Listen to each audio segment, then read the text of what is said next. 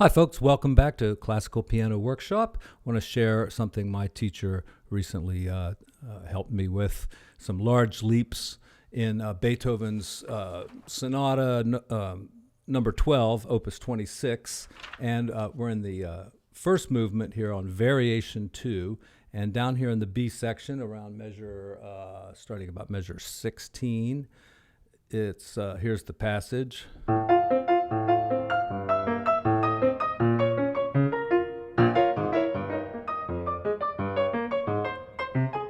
Okay, here's the leap I was having trouble with. Well, all of them, really.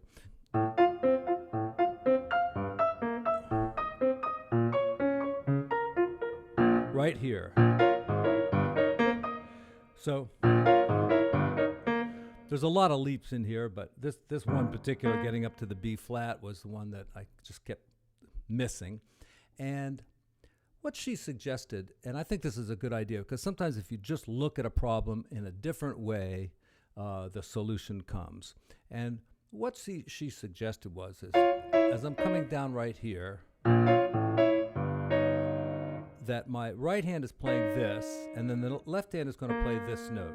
So instead of thinking about it as a great big leap from way down here up to here, just think about this leap, from there to there. And you're just doing it with two different hands. So it's not a far leap from here to here. And if you just think of it that way, rather than this great big jump here, it will help you get there. Let's see if I can do it again and show you clearly how this happens.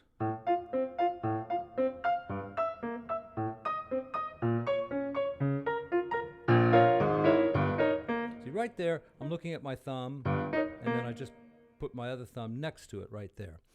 And so I was actually working on Variation 4 also, which has a lot of leaps here with both hands kind of back and forth. And coming to the end around measure 13, 14, going like this. Right there, this jump from here to there, I just having such a hard time just getting to that chord or even remembering what the chord was.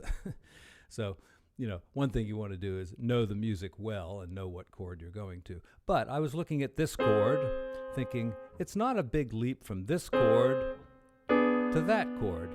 The only thing is I'm going to do one with this hand and one with this hand. So if I just think that way, there's the chord. I just put my hand there. I kind of see this one, I go there. Now, other leaps are happening, and, in addition to just this little trick, you have to kind of get your arms used to moving the right distance in the right direction. And that doesn't happen just in a single practice session. You really have to go over this, day after day, depending on how old you are, until, you just kind of do it automatically.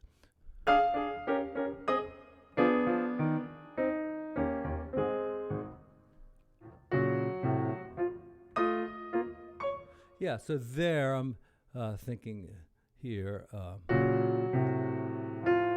there, and my left hand is going to play that. See? And, my right hand is taking a leap here with nowhere to go, but this is just muscle memory, just knowing where my arm is, where my hand is. And this is one of the extra senses. You don't have just 5 senses of sight, hearing, taste, whatever the other ones are. You have other senses too, like knowing who's going to call you on the phone in 5 minutes, or knowing where your arms are in space. Like if you can reach out and touch your 2 fingers together like that. That's a sense that isn't really covered by the other 5 senses. So I've studied with her about 6 years, and I got to say, I've learned a hell of a lot. So hope to share some of that with you. All right, thanks a lot, folks. Please subscribe, and I'll see you all again real soon. Thank you.